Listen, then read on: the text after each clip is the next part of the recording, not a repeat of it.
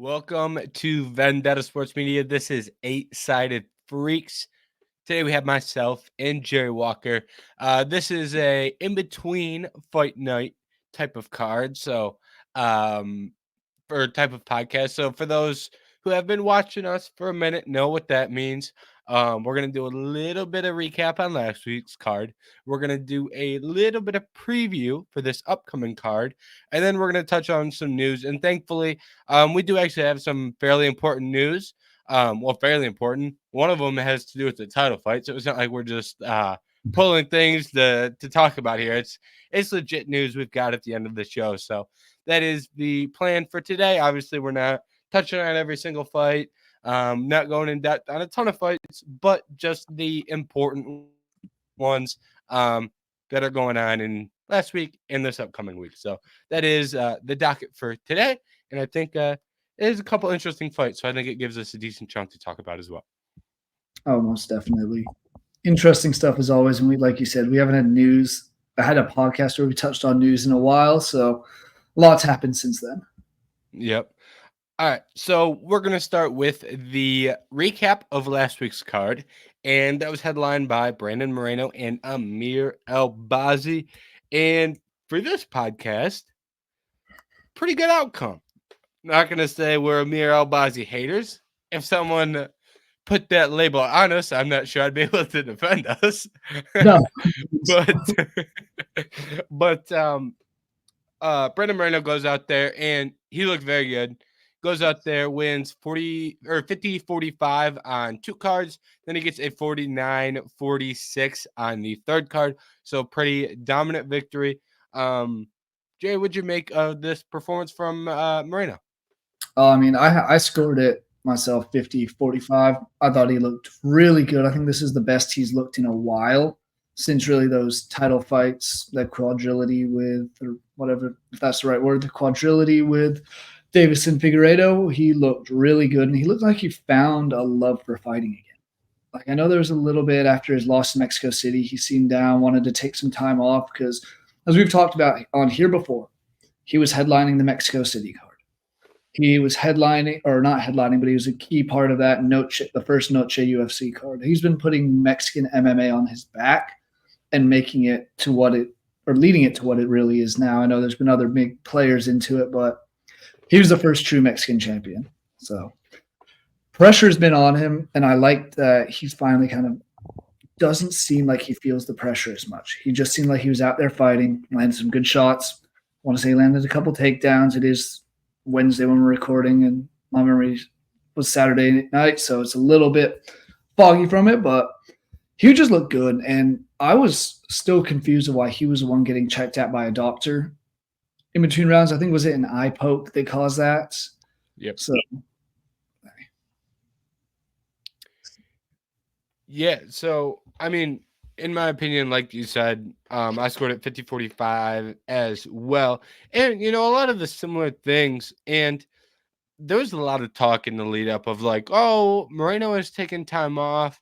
We'll see how he looks. And I picked Moreno to win. So, like, I'm not going to say I disagreed with it too much. But I felt like there was a lot made up out of like his time off and like, oh, all of a sudden he's going to be fresh and rejuvenated. And I didn't really buy it because he fought in the first quarter of this year. It was either February or March.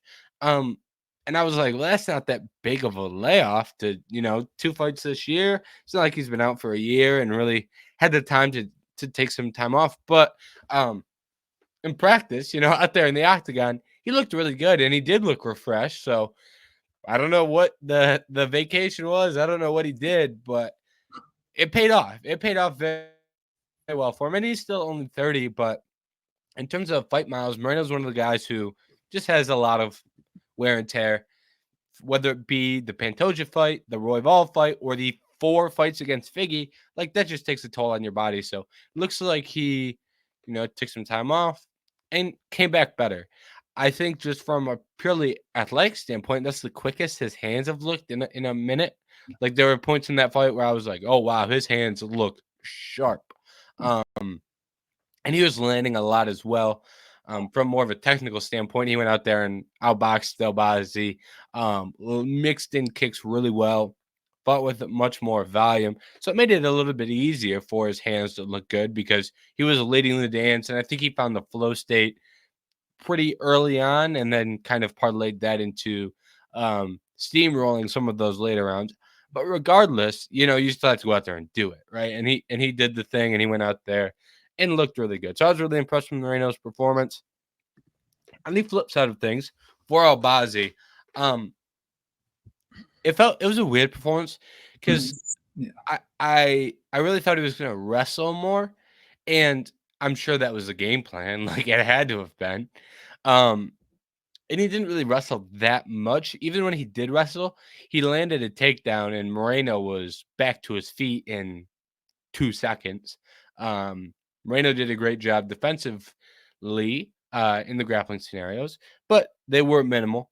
And, maybe I would have liked to see Albazi go out there and attempt some more takedowns or at least have some more risks on the feet. He really didn't do much. And I'm not the biggest Amir Albazi fan, but I do think that had a little bit to do with his layoff because he has been sidelined, as we've talked about, and he has been injured as well. So I don't think this was his best performance just from where he's at in his career.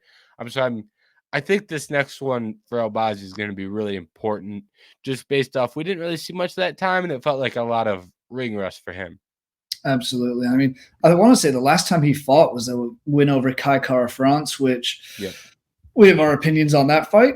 I completely don't think that Albazi won it, and I'm looking back at the stats. House struck 133 to 64. He went 1 for 9 on takedowns, but at least going what you said, he only went 1 for 4 against Moreno.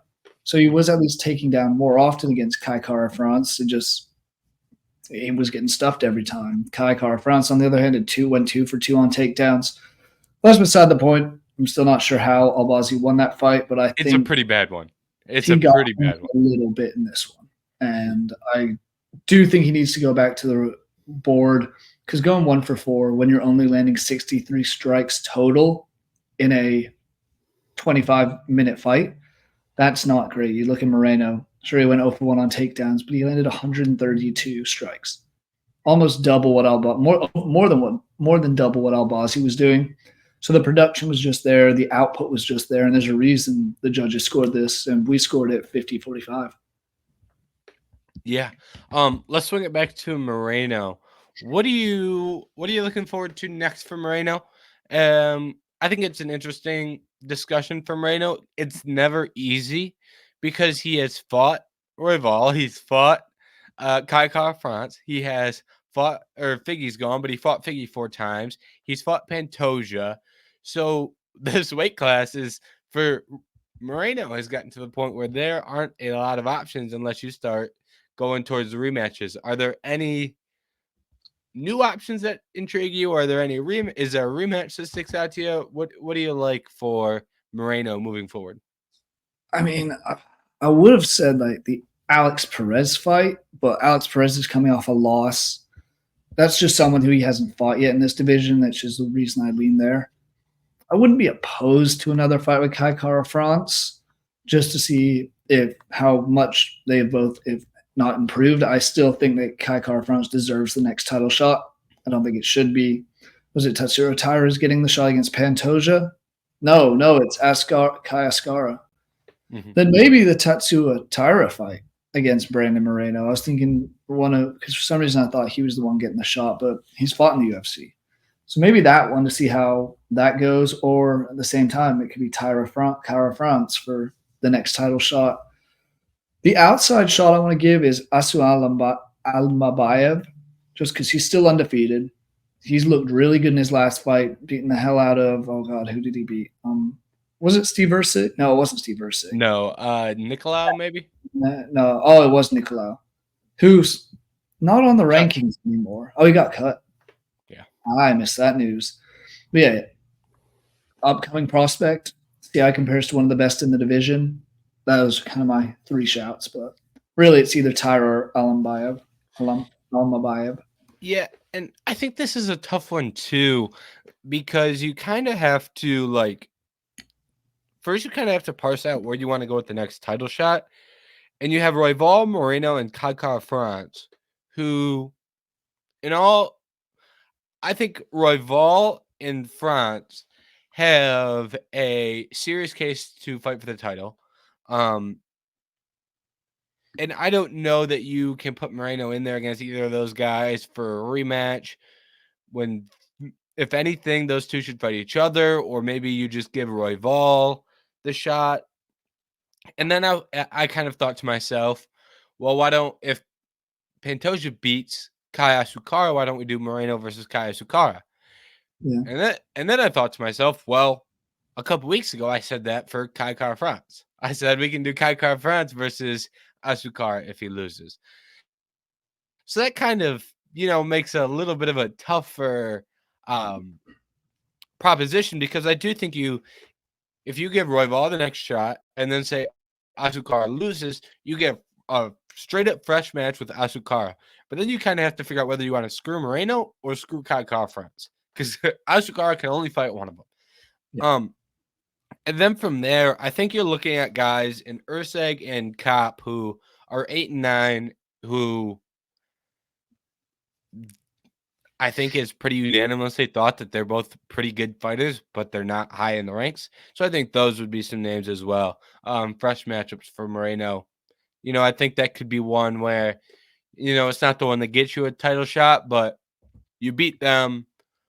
You have one or two guys fight for the title, and then you're fighting in a number one contender spot to fight for the title. So I think that would be the fight before number one contender fight for Moreno. So that's kind of where my head is at. But I do think it is very tricky, because you kind of have to build these pieces on top of one another.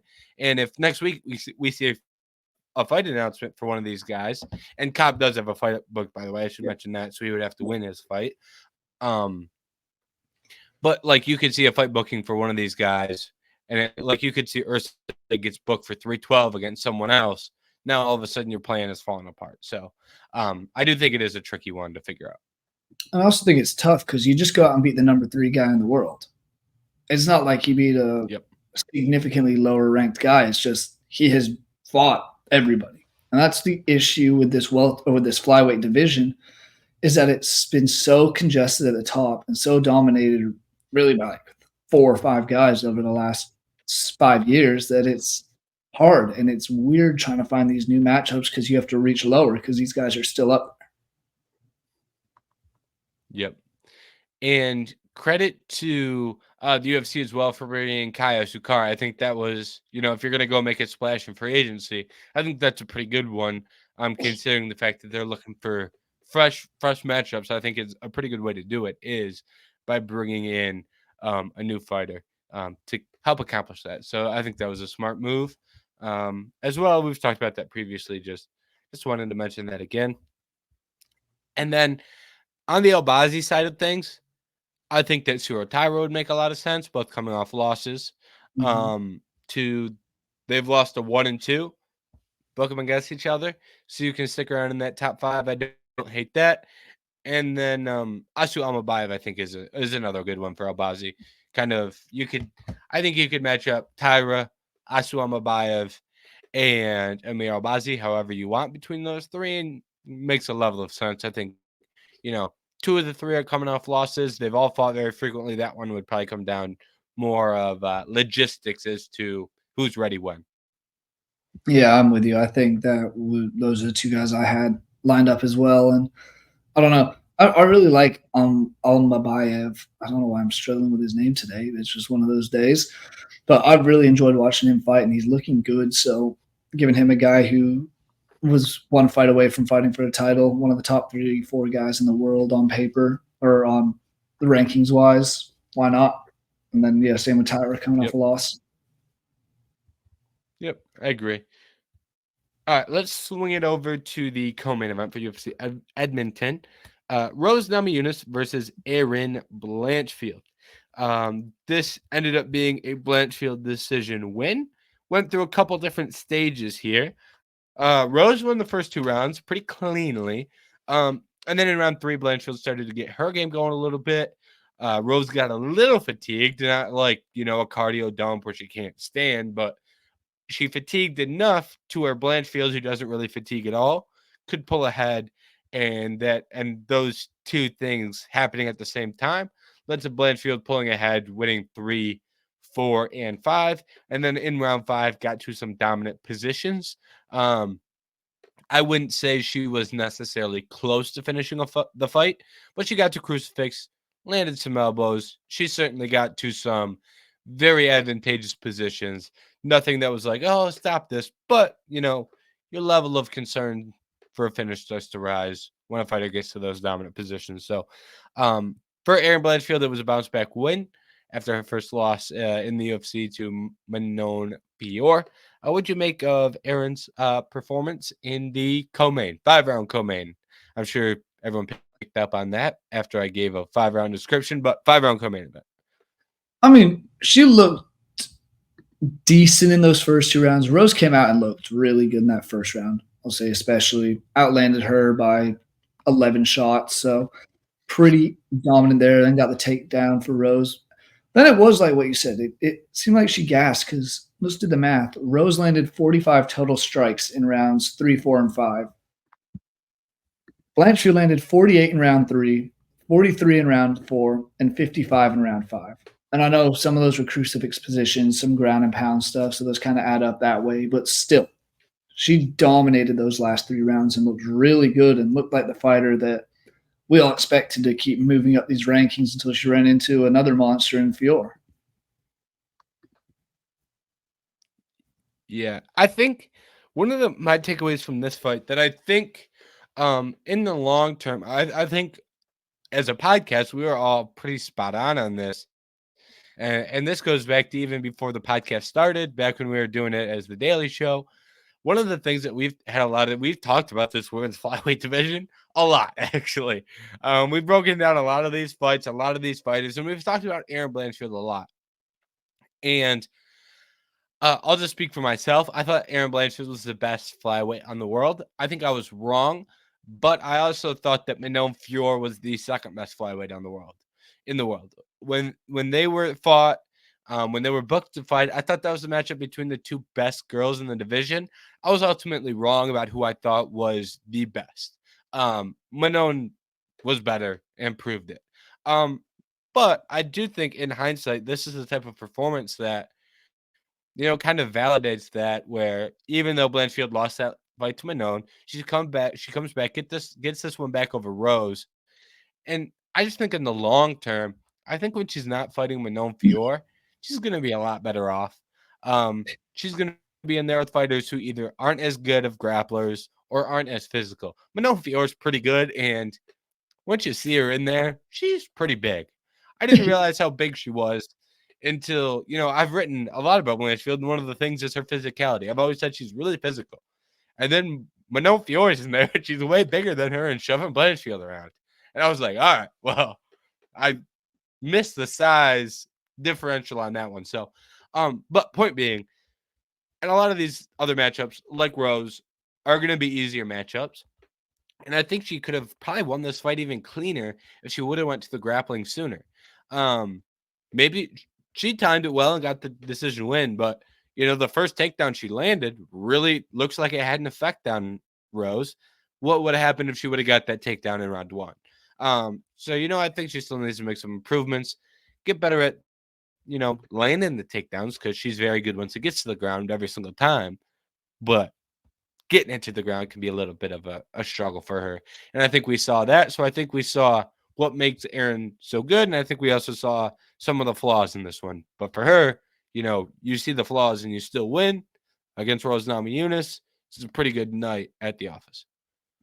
Oh, absolutely. I mean, fighting someone, Rose is one that I'm still confused on. I don't know if she should stay up at flyweight, move back down to strawweight. She's kind of fought everybody in at least strawweight and hasn't quite looked big enough in flyweight. That was my concern coming into this fight a little bit, was she was going to be small, because you say, like you just talked about, Blanchfield's physical and big for this division, outside of Fior, who's kind of just a freak in this division. So confused to see what happens with Rose next. I'm not sure what division she goes to or what it is, but Blanchfield looked dominant in those later rounds.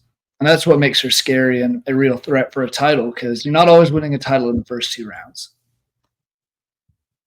Yep. I think Blanchfield is she's not going to get an absurd amount of 5-round fights. Just she's not going to be in a lot of main events. She's not in title fights yet.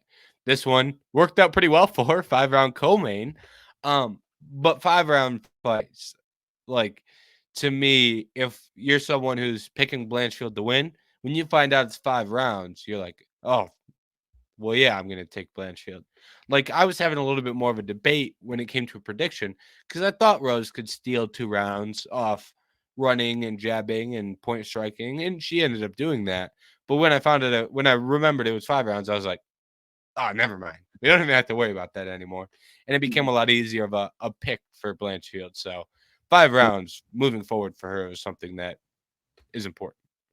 I'm not gonna lie, I completely forgot that this was a 5-round fight until it started walking out, until the fight was like this 5 rounds. I was like, oh god, I picked Rose. Yeah. But no, I don't know why I thought it was 3. I kind of just guess I'd assumed that they wouldn't have another week with 2 5-round fights in a row. So yeah, it's a rare spot. They usually don't do them on the 5-round co-main for fight nights is very rare. Usually you get yeah, them on a pay-per-view, yeah, Charles Oliveira, Michael Chandler type thing, but that makes sense. not often on the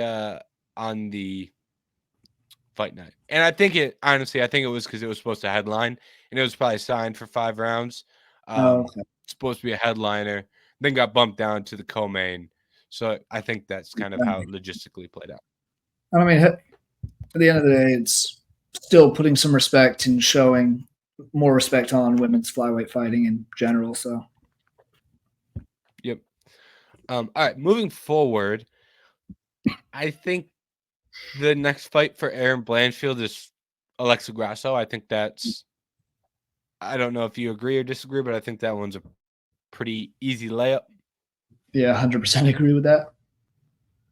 Yeah. And then for Rose, I think she's got a couple options, but I think Macy Barber, Natalia Silva are the 2 that really stick out. I'd love to see that Natalia Silva, Rose, and Namajunas fight. Either one, I'm cool with. I think she needs to fight one of those 2 if she's staying at 125. But Natalia Silva from a peer styles matchup, I think, is more intriguing. Yeah, I agree. It's a little more similar-ish styles and kind of would make for a better fight, but I just find it hard. I know it happens in this sport, but looking at the latest rankings, Rose is now below both Macy Barber and Natalia Silva.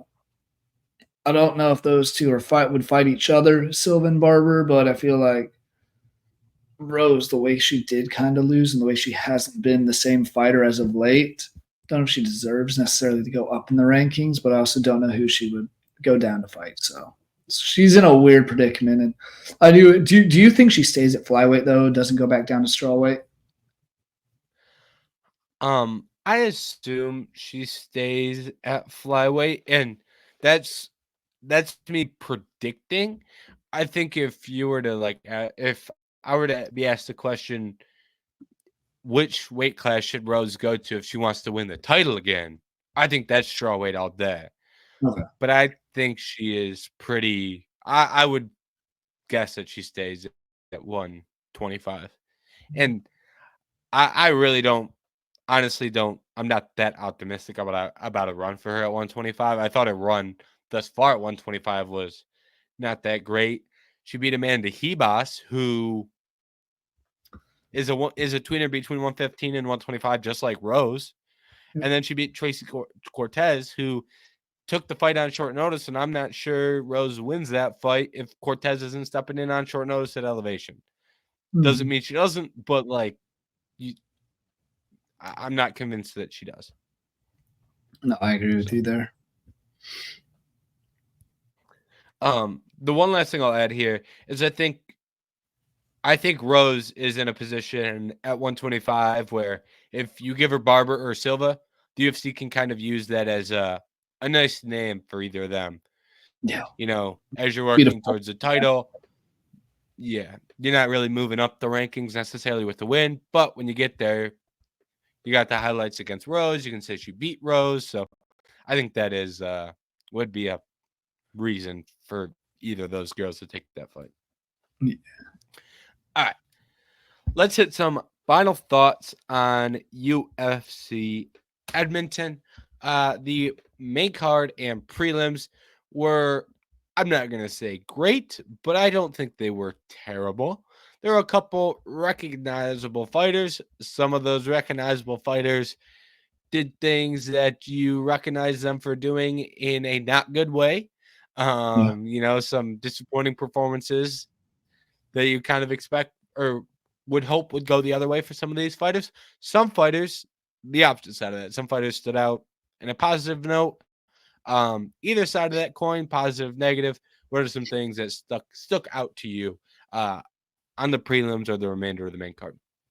I'll say, first of all, Canada represented the crowd. They looked great, sounded great, seemed like a great environment there in Edmonton, and it paid off with their fighters. They went 5-2. The only ones losing were Chad Anglinger early on, lost by unanimous decision. And then one that kind of surprised me was Marc-Andre Burial, because he's usually on that other side of knocking people out, not getting himself knocked out. But going to show some respect also as far as the Canadian guys to Charles Jourdain. Good submission against Victor Henry. Solid performance there. And my other final thought, unrelated to that, is Alexander Romanov. He goes out, gets unanimous decision win over the number 15 guy. He's number 13. He's only has 3 losses in his career, all in the UFC. It might be 3 of his last 5, though. But he is now no longer a part of the UFC.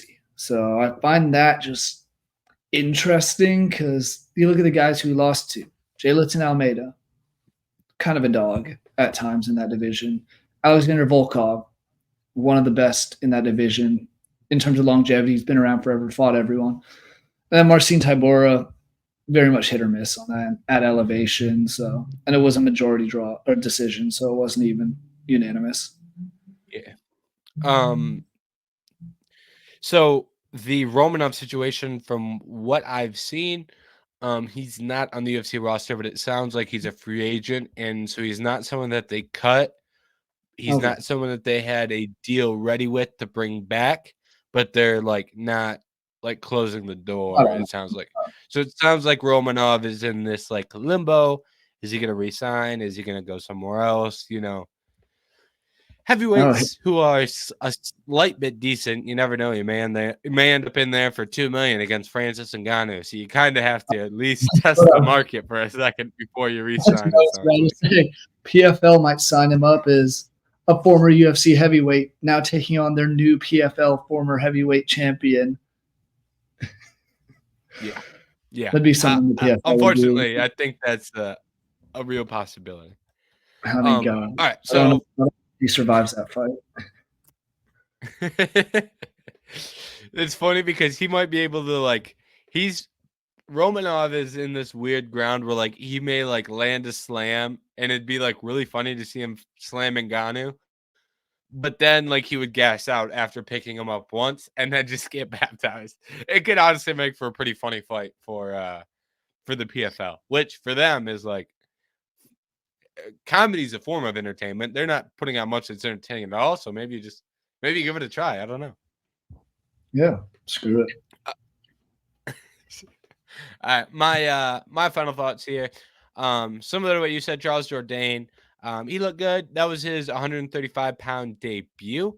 He went out there, got the win in a new weight class. So credit to him for that. And then also shout out to Yusuf Zalal. He's looked good since rejoining the UFC. I think he's 3-0 or 4-0 since they re-signed him. Getting some wins over some solid fighters, Billy Quarantillo, Jarno Aarons is the worst of the bunch that he's beat, and Jack Shore. So pretty good for getting back in the UFC, ripping off 3 wins. I think at least 2 were finishes. So he's done good since rejoining the UFC. So shout out to him for that. All right. We're going to swing it over to this week's card, and we have Neil Magny versus Carlos Prates in the main event. For those who have listened or read my opinions on Neil Magny, not a huge fan. This is not the Neil Magny fan club. At one point in time, I don't think he was a terrible fighter, but I think at the current stage, Neil Magny is not much. And oh boy, did they find a hitman to finish the job. They've sent some hitman after Neil Magny. They sent Michael Morales. They sent Ian Garry. One thing I will say positive about Neil Magny is he is not afraid to fight anybody. You give him a contract, he signs on the dotted line. This one he should have said, no, thank you. This is Yeah. like UFC career mode when you have all your it gives you the options. You get a certain amount of fights you can deny. Neil Magny's been here for like 20 years. He hasn't used one of them. This is the one you say no. No, thank you, Dana. But he said yes. And I'll swing it over to you to get your thoughts on the fight first. But man, do I have a sneaking suspicion Prates is going to take his head off. Yeah. You took the words right out of my mouth. I mean, I don't know what the odds are off of in general, but the ones I'm looking at the moment, Neil Magny comes in at a whopping plus 500. Prates is minus 850. For this fight to get out to make it 2.5 rounds, the under is minus 215. And for Prates, just because curious, see what they have to say, he's minus 400 to win by knockout. Neil Magny, I am so sorry. This is you played yourself. You really played yourself in this one. But with that being said, he's been around for a while. 41 fights in his career. Hopefully he makes it through the 42nd, but I'm not convinced because Carlos Prates is a killer. You saw what he did to Li Jingliang, almost left him dead on the floor, I believe. Wasn't that fight? Yeah. Yeah. Yeah. Well out of Trevin Giles, beat Hajradaki. And these are all in 3 different kind of ways. Hooks, knees to the body, and straights, jabs, all this stuff. He is so good on the feet and so dangerous that I'm amazed he has 6 losses in his career. Yeah. Sign those 6 guys. Who are those guys? What can they do that? Yeah. He is on a hot streak though, so but like I will say there's always like the 2% chance that Neil Magny just gets him in the clinch and wears him out. Yeah. But that's like I said, that's like the 2% chance. Like that to me would be the worst possible thing ever. Because I would just like for this division to get a nice new prospect in Carlos Prates. And don't need to see Neil Magny much longer. But like you said, Prates, like we talk about finishers a lot, right? And guys finish fights. We can talk about fight finishers, but then there's like killers and snipers. Like Carlos Prates falls in like the line of guys who are like, yeah, you probably don't want to get finished by him. Because like some guys will have you like curling up in a ball, you know, you couldn't take the volume, so you slid down and said no more. Other guys just put you out cold. Like the things that he was doing to Li Jingliang, he landed like a Superman punch. He was landing trick shots, basically. And Li Jingliang's had never been finished in his career. He was too durable for his own good, and he's in there eating 100 of these things. 100 just fucking nukes just landing on him. He was too tough for his own good. I don't know what the hell Neil Magny's going to do when Prates starts to go in there and land some of these shots. I will say I do find it interesting.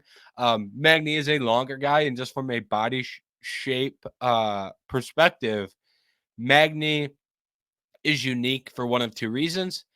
One, he either has a big length advantage, or 2, he fights someone who's long, like Prates, who hasn't quite fought someone that he hasn't had a massive reach advantage over. So I do want to see that as well. It's just different. I imagine he's still going to get on the inside and knock him out, but it's something you're not used to. So I'll give Magny credit in those 2 places. He's long, could present some issues there, and he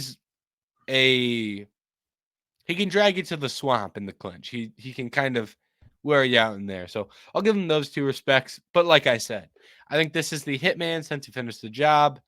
I think Prates is going to land the knockout, land a 50K bonus, maybe 100K just for funsies. I think he's going to hop up on the octagon, take a pull of Howler head, maybe light up a cigarette. I think Prates is really going to have a great night. He'll probably go out to Vegas. He'll probably hit the town afterwards. Who knows what he does in Vegas. So I think Prates is going to have a great night on Saturday. I'll just say that.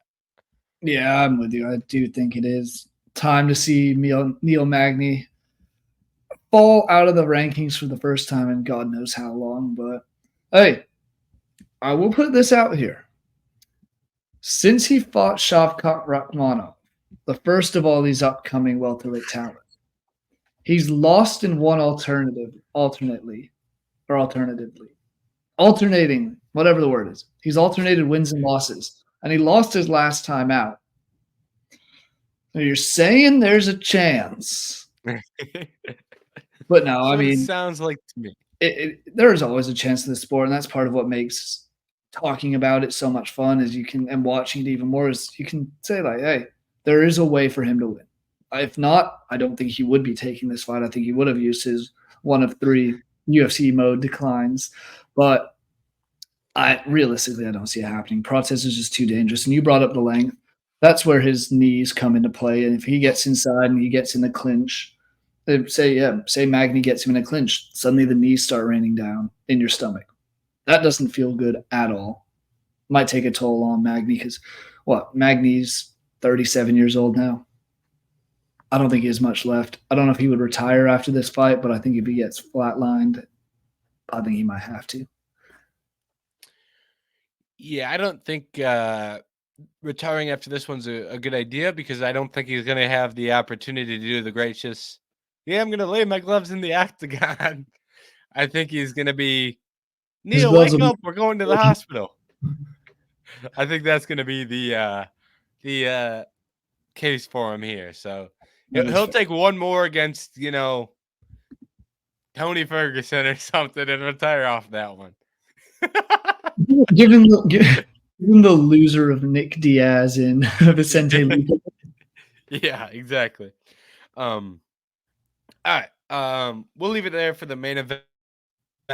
Not co-main event, excuse me. Final thoughts.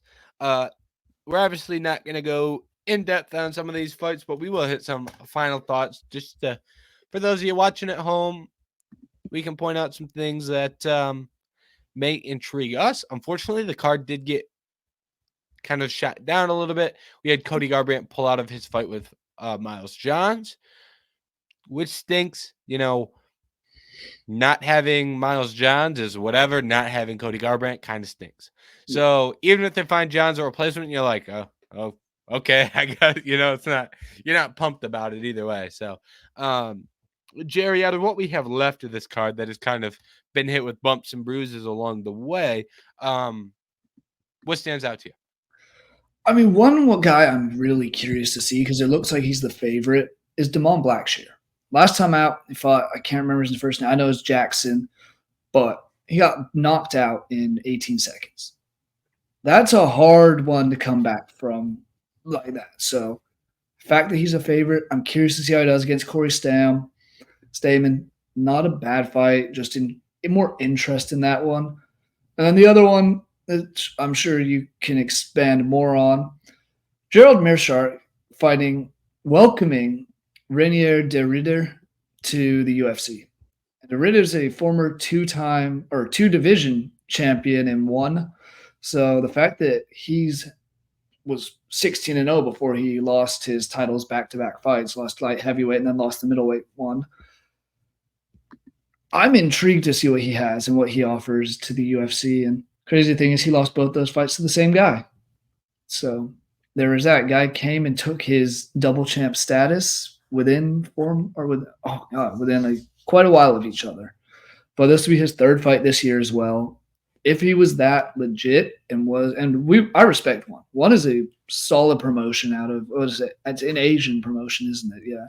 Yeah, I think their headquarters are technically Singapore, but they do a lot of events across Asia. Yeah. Have fighters from pretty much any country you can name in Asia. But no, respect for one, and I'm kind of surprised that this guy is, as a double champ, is coming in to fight a guy who's been around forever. And With that being said, he's on a 2-fight win streak, so after his 54th fight. Yeah. So I'm intrigued by that one to see how that goes and how De Ridder compares to the guys like Jordan Meerschaert. Yeah.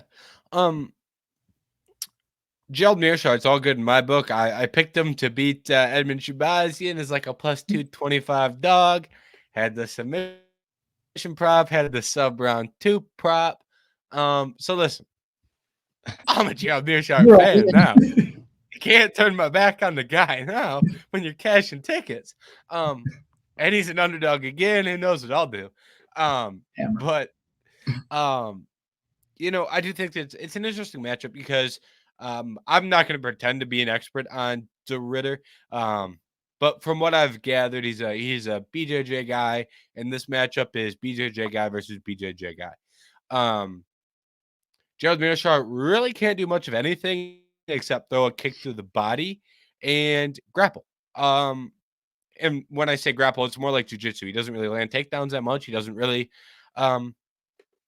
defend takedowns that much. He just gets to the ground and does jiu-jitsu. Whether someone takes him down or whether he's catching a kick or whether he's knocking somebody down randomly to turn that into a submission attempt. So he's a pure BJJ guy, and that's what Reiner De Ridder is as well. So I'm interested to see how that plays out. I'm interested to see, does he go out there and grapple with Gerald? Does he go out there and try to strike with Gerald? How does he look grappling with a guy like Gerald? I think there are a lot of questions here. And, you know, I don't think Gerald Meerschaert's great, but he can grapple. So if he comes out here and steamrolls Gerald in like pure grappling sequences, I'll be put on notice. If he comes out here and knocks Gerald out, it's kind of like, well, that's the thing that people do to Gerald. So I think this fight is going to be a lot more not about does he win. It'll be, you know, how does this look when they're actually in there. So I am interested.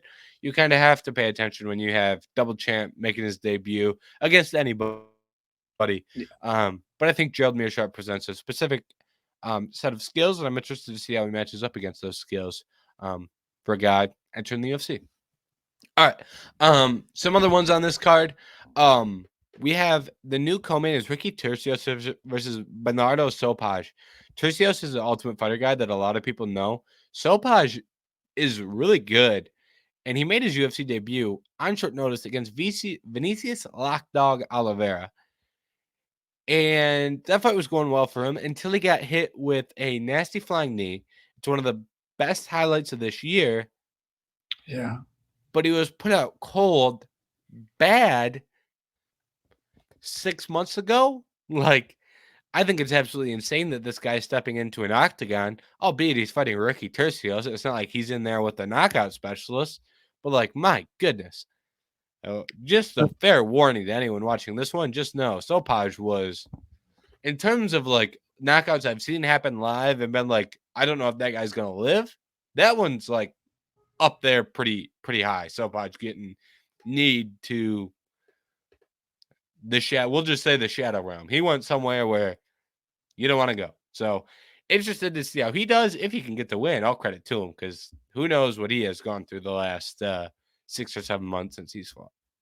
Oh, absolutely. I mean, I remember watching that and immediately put like Oliveira because if you guys don't know, at the end of the year we do our UFC awards and have a knockout of the year, fighter of the year, all that kind of stuff. I put this on my short list immediately. I was like, God damn, that was a hell of a knockout. But there's been some other great ones as well. But it's curious to see how he looks. And hey, if he comes back and gets a win after what he just went through last time out, mad respect to him. I know it is Ricky Turcio, so he's not exactly going to be a striking match necessarily, but a win's a win after you were flatlined. I guess now, what, 6 months ago, 7 months ago? Yeah.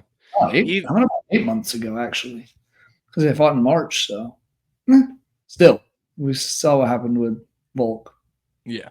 From a fear, not even from like a physical perspective, but from like a confidence perspective, that's yeah, exactly not easy. So, big credit to him if he even performs well, let alone wins. Credit to him. All right, so we'll close down UFC Vegas 100. We didn't even get to do anything special for UFC Vegas 100. They didn't even load the card for us. What do we come on. Now They gave us Cody Garbrandt, and then Cody Garbrandt got taken away. yeah. Maybe the retirement party for Neil Magny should just be considered a celebration anyway. So that is UFC Vegas 100. Now we're going to swing it over to some news. And we had some big news since we have last recorded and posted a podcast. We had Belal Muhammad pull out of his title fight against Shavkat Rakhmonov for UFC 310, I believe it is. Yeah, 310. Last event of the year. Last pay-per-view of the year, excuse me. So he is out of his welterweight title fight. He pulled out right after I said all these nice things about Belal fighting frequently and fighting Shavkat. He turns around and pulls out of the fight on me. I tried to give Belal some credit, and he pulls out. Come on. With that being said, his toe was nasty. It was. So it was nasty. You got to throw that out there, but still, maybe you jinxed him. I jinxed him. He might have jinxed himself, actually, because there are plenty of receipts of him talking crap to fighters after they pulled out. So now he has pulled out, and now the gun's in the other hand for Belal. So regardless, he is out of his UFC 310 fight. And now we are in need of a new main event, probably. They could always thug it out with Alexandre Pantoja and Caio Sukara as the main event. But I have a hard time believing that the UFC wants to run a guy out there who's never fought in the promotion as a pay-per-view headliner. Especially as the last one of the year. Yeah, last one of the year. And also one following up John Jones and Stipe Miocic. Yeah. It is the flyweight title as well. Pantoja already headlined one card and nobody was happy with it for whatever reason. So I'd be surprised if they didn't add another one. Now, with that being said, Jerry, we can obviously swing it over to you. You're the only person here. I get so in the habit of saying, "Oh, we'll swing it over to you first." Jerry, what do you want to see moving forward for 310? Would you like to see an interim title, or are you hoping a new champ steps up and takes on that 310 date, which is at this point about a month away? I think it's the fact that it's a month away makes it hard. I've seen multiple rumors online, and the one that stands out a lot sounds like Kamaru Usman could be getting an interim title fight with Shavkat Rakhmonov. I don't know how that would be a main event. I think that would have to be the co-main, which leaves us with Pantoja. Same sort of issue there. But also, Usman hasn't won since he beat Colby Covington 3 years ago to this day, November 6th. We looked that up beforehand. And there we have it. But, God, Usman, in my opinion, does not deserve a title shot. If anyone in that division deserved an interim title shot, maybe you could give it – Ian Machado Garry would be my second pick. He now has a fight booked, which we'll talk about in a second. Jack Della Maddalena, but I think he's still recovering from injury, and they're probably going to save him for that Australian pay-per-view card. Maybe even Sean Brady. But instead it looks like they're leaning to Kamaru Usman. There's a certain English guy that I'm a big fan of has kind of disappeared off the face of the earth since blowing it against Belal Muhammad. Don't know what's up with that. I don't know where Leon Edwards is. I wouldn't mind seeing him get the interim shot over Kamaru. I just don't think it should be Kamaru Usman for an interim shot. Yeah, I had some similar thoughts as you. I would throw out JDM out there, but like you said, he was previously injured, and now we're going to Australia in February. To me, it just seems a lot like he's going to fight someone there. But now you're running into the question of who is he going to fight in Australia when we put one of these guys that we weren't expecting to have to pull when we got to pull them for December. So it creates a little bit of a dynamic because I would have loved Usman versus Jack Della Maddalena in February. Maybe JDM and Leon Edwards, honestly. I don't hate that either.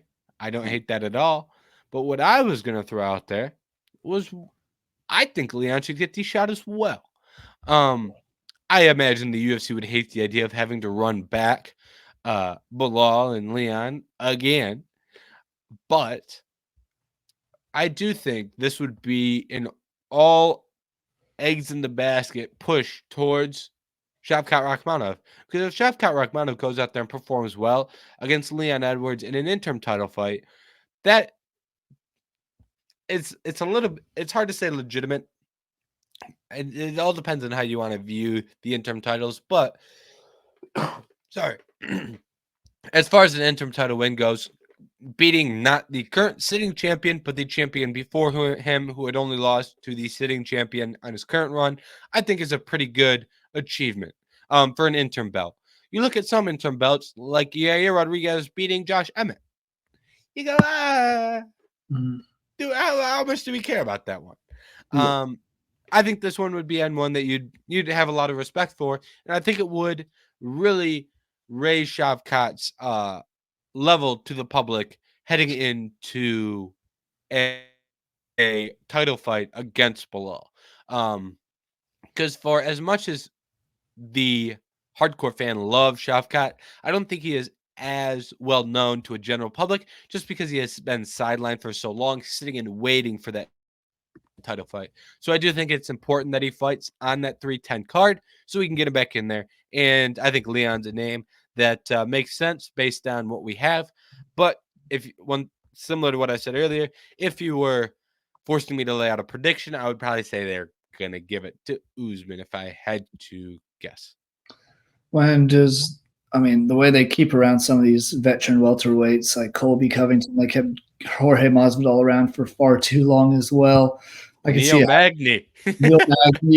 Neil Magny at least wins every once in a while. These two guys do. Colby hasn't beaten an active fighter in the UFC, I don't think.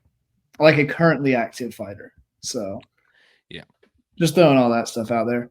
Otherwise, I don't know what other title fights would be available. The one that would make sense, but it sounds like it's been turned down. Does he save the day for a fourth time this year, Alex Pereira? I don't think so. I don't think that fight will happen with Magomed Ankalaev. I just think it'd be too much negotiation talks for it to get done in a month. And you want to see both of these guys at their best and fullest for that fight to kind of decide all that beef. Yeah, it's tough. Like I agree with you on that. I'm not confident. How much do you want to see another short notice Alex fight? You know what I mean? I agree. Like, I get it, but I think the rabbit that the UFC might have in the hat here is if John and Stipe really do retire, do we have a ace up the sleeve where those two pull the double retirement next weekend, and then that right after they pull the double retirement, that's when we get Tom Aspinall for the undisputed title, will fight so-and-so UFC 310. I do think that would probably be the most realistic title fight. Well, I like that. I like that a lot. Like I said, that would hinge on both of those guys retiring or the winner retires and sets the belt to the side. And you would have to have that knowledge that could happen ready. You'd have to have Espinal's ready. You'd have to have, and Gan and Volkov are already fighting on that card, so they're already preparing. So you could really just give one of those guys the call up because they already have the date. So I do think if we were to get an undisputed title fight, a new one, that would be the one that I think makes the most sense from a logistical standpoint of actually happening. And it's not like that hasn't happened before with two guys who are on the card already get called up. And one of them gets screwed over. Look at Jamal Hill and Anthony Smith. Mm-hmm. Shit happens, but I hadn't really thought about that. I also hadn't put 2 and 2 together that Cyril Gane and Volkov were already fighting on that card, and that the fact that they were 2 and 3. I like that shout a lot. If you need another title fight, I was jokingly going to say let's just get it over with Juliana Pena and Kayla Harris, but I would much rather see Tom Aspinall fight one of those guys. Or hear me out. Just hear me out. Completely different though. Tom Aspinall fights Juliana Pena and Kayla Harrison at the same time. I do like the shout where you said, well, I would rather see Tom Aspinall than Juliana Pena. Like, yeah, pretty self-explanatory. But who do you Yeah, think, if that did happen, like they both are tired, do you think they would call up Gone over Volkov? I would assume so since Tom has beat Volkov already. That would be my guess. I mean, But also, how funny would it be if they called Volkov and just told God to piss off? That'd well, be hilarious. oh, it'd be a beautiful thing. I mean, like, oh, when did Cyril Gone last fight? 2023, I believe. 10 years ago. Yeah, September 2nd, 2023. Since then, It's been a Volkov long time. beat Yeah, Taito but yeah, and it beat was the Sonny. Paris headliner. Yeah, but since he last fought, Volkov has 2 wins over Tuivasa's whatever, but then he beat Pavlovich. He fought for the interim title last time. That, to me, warrants more of a title shot than Cyril Gane getting a title shot. Also, at the same time, wouldn't it be hilarious to see Cyril Gane go in to another title shot and get whooped like he did against John Jones? It's gonna be let's see who can submit Cyril Gane faster. The current mark is John Jones with just under a minute. Tom, can you beat it? That'd be the promotion for that fight. Oh, Tom man. Aspinall is gonna try and John's gone, so he's gonna beat Cyril faster than John. I will say I hope that doesn't happen. I hope John beats Stipe and we get John versus Tom. I do hope that's my number John one. wins a 5-second knockout and fights Tom Aspinall on month's notice. John is not going to do that. No. John needs to have about 6 months prior so he can just sit and think about the fight and watch film and pretend to be like a genius when it comes to watching film, which he might be. He might not be. Really good. I don't know. We'll find out. All right. Last piece of news. This one is also in the welterweight division. Also at the end of the year, UFC Tampa, which is the week after UFC 310, we have our main event, and that is a great fight card. But our main event, Ian Garry versus Joaquin Buckley. This one also stirred up some old clips getting re-brought up because there's a clip of Ian Garry explaining to Joaquin Buckley why he would not fight him because he was ranked below him and how they are fighting each other in a 5-round main event this year. I will be there for it. I cannot wait. What do you make of this fight getting booked? Pretty important one for the landscape of the welterweight division. 2 guys, up-and-comers, breaking into the ranks. We got them against each other. UFC Tampa Bay. Where's Colby Covington? I was seeing all this talk of like Ian Garry's been wanting to fight Colby for a while, all that stuff. And when I first saw the rumors of Ian Garry potentially being the UFC Tampa headline or main event, every name tied to it was Colby Covington's. Then out of nowhere, it's Joaquin Buckley, which personally I think that's a much better fight. I think it's a much more entertaining fight. Both are very good strikers.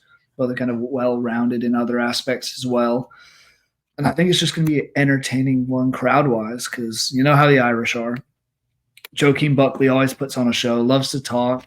Whatever it's worth, if they have a press conference, even if it's just the 2 of them somewhere promoting the fight at some point, that'll be a blast. I do really love this fight and think it's one of the better ones you could do in that kind of 6 to 10 range in this division. I agree. I think it's a really good fight. And I think this is a good it's kind of a signal or an example of I think what the future of this welterweight division is going to look like. I think we're in the middle of a renovation for welterweight division. I think we're currently on a renovation for this welterweight division. Some of these guys are going to stick, some of them are not. You've got old guys, you've got Usman, you've got Covington, you've got Burns, you've got Thompson, you've got MVP, Luque, Magny. Some of those guys are going to stick. Some of them won't. And then on the other hand, you've got your young guys. You've got your Shavkat, who is already up to the title. You have got Jack Della Maddalena, Sean Brady, who is kind of a tweener. Same with Jeff Neal, a little bit of a tweener. But then behind that, you've got Michael Morales. You've got Carlos Prates. You've got Danny Barlow. You've got Brian Battle. Mm-hmm. This division is going to get an influx of prospects. I'd have to go through and recheck my Dana White Contender Series rankings for this year. But I know one of my highest ranked prospects was a welterweight. And I believe there were a couple welterweights that I thought decently highly of, nothing crazy. But there was at least one really good one and a couple others that are at least worth keeping an eye on. Who knows what they become. But I do think this is a good symbol for what the future of this weight class is going to look like. And I think it's fun. I think we're going to have a good fight. I think it makes sense logically. I think it's a good way to, you don't want to sit on these young versus young fights for too long, but I do think it is a good opportunity to figure out which one of these guys is serious about fighting for a title and which one needs that jump up, because you can only jump so many guys up, and there are a lot of guys climbing those rankings, like I just said. Only so many of those guys can hop into the top 5, whether it be the opportunity to get into the top 5, you need to beat someone to get there, or whether it be the actual fact that there's only 5 spots. At some point, push comes to shove, and you got to beat someone else looking to get to the same place as you. I think that's what this is, and I think that is makes it a fun fight, worth watching. Most definitely. And hey, maybe one of these guys will warrant a title shot in the next year or so. And it starts with this one right here. So I'm excited. I agree. All right. We are at an hour and 1 minute, which pretty good for us recently. We've been going long. We've been going long lately. I do want to put one more thing out there that I just kind of thought up just because timing and all that for the UFC 310 main event. And this is not a serious one, so just laugh at it. But 2 guys are fighting at UFC 309, Charles Oliveira and Michael Chandler. We're not going to get into the details because I don't know, and we don't know what's really happening, but there's some talks that maybe someone's pulling out. I don't know. But rumors. If that happened and it's not Michael Chandler, wouldn't it be the perfect time? I think you know where I'm going with this. For Conor McGregor and end the final pay-per-view of the year against Michael Chandler. Conor McGregor from the rack. Oh, no one knows. No one knows. Do it some WWE style. No one knows. They just know Chandler's fighting. Or they don't even know Chandler's fighting. They just know that bout gets scrapped. Somewhere, suddenly you hear the notorious McGregor's walkout song come on and everyone just loses their shit. I'd love to see some WWE stuff like that for the final pay-per-view of the year. Yeah, that's a fun little shout. I will say, off the back of that idea, on a serious note, I do actually hope the next time they announce a Conor McGregor fight, it is, hey, just so you know, in a month. I do hope it's not in 4 months, in January. I hope we don't get on July, whatever. I hope it's, hey, Conor's fighting in a month. I hope it's next week we got Conor fighting. So yeah, I hope it's something like that where obviously those guys wouldn't be agreeing to it on a month's notice, but just keep your mouth shut, and we're going to drop it on people, and I think that would be a good way to go about Conor's next fight and fight announcement. Raises some logistical problems keeping everybody's mouth shut and having the news not leak, but doing it with the day the ticket sales drop, you release it and be like, all right, good luck. Yeah. That's something Floyd used to do. Floyd used to announce his fights. He'd keep them under wraps, and he'd announce the fights, not 4 months before they're happening, but 2 months, 6 weeks before they were going down. And that was a trick for him because the hype never died. You just announce and you get the initial hype, and then you just ride that out. So I do actually hope that is something that the UFC would do in the future with Conor, so we don't get that, oh, he's never fighting. You just kind of ride that high right to fight week. So off the back of your crazy harebrained idea, I do think there is a fun, meaningful part of that. Absolutely. All right. Thank you to everyone for tuning in. In between fight cards, so we covered a lot of different topics today. We got diverse amount of topics, news, previews, recaps. We both threw out some harebrained ideas, even me just spitballing. Oh, well, maybe we'll have Tom Aspinall fight. It is great. That is the fun part about the news, is you get a chance to be a little creative and throw out some ideas out there. So it's always enjoyable, and thank you guys for listening to us do that. Next week, we will be back, and we'll be back with a pay-per-view preview. We've got John Jones and Stipe Miocic coming up with a pretty solid fight card around it. Actually, no, it's not a solid fight card. The main event's good. The co-main event's good. Then it drops off a cliff. I almost lied. My bad. I caught myself. What you mean? But You don't want to see Jim Miller and Damon Jackson going at it? well, I'm actually not a big Damon Jackson fan, so that one might actually be appointment television for me. Nickel and Paul Craig will be intriguing, but that is a fun fight as well. So, but the top 2 fights will be a decent chunk of the show. But we'll talk about the other fights as well. So, preview for that card. And if you want more UFC Vegas 100 content, that will be up later this week. I will have preview up for sure, and hopefully best bets. I've been slacking on best bets, and I will have best bets up this week as long as there are 3 good best bets. I'm not optimistic based on the card, so hopefully best bets will come out, but only if there are 3 bets worth betting. I will never do a post with 3 bets that I would not take, so hinges on that. So, all right. Thank you for tuning in, and like I said, tune in next week, like and subscribe, all that stuff. We'll catch you later.